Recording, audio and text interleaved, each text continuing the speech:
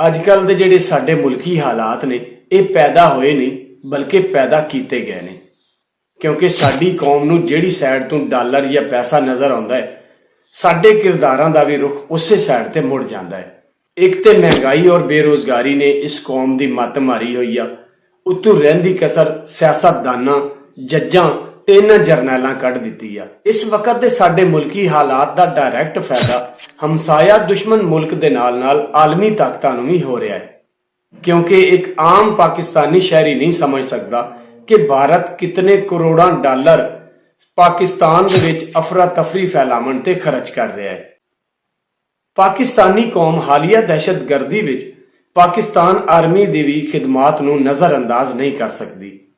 क्योंकि वाणा वजीरिस्तान सवात दे विच एक आम अंदाजे के मुताबिक तकरीबन 14 लाख फौजी जवाना और अफसरां ने शहादतां पेश की। वीडियो के आखिर ते एक दर्दमंद पाकिस्तानी शहरी होने के नाते पाकिस्तान के सारे इदारियां ते सियासतदानां नूं ये रिक्वेस्ट करना वा कि बराए मेहरबानी अपने ही अवाम नूं अपने मुल्क के खिलाफ इस्तेमाल ना करो ते ना ही कोई ऐसा काम करो जिंदे नाल मुल्की सालमीयत खतरे विच पवे ते दुश्मन मुल्क नूं फायदा पहुंचे।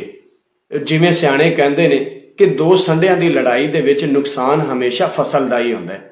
तुहाडे वड्डियां दी लड़ाई दे विच नुकसान आम अवाम और इस पाक धरती दा ही होना है। पाकिस्तान जिंदाबाद।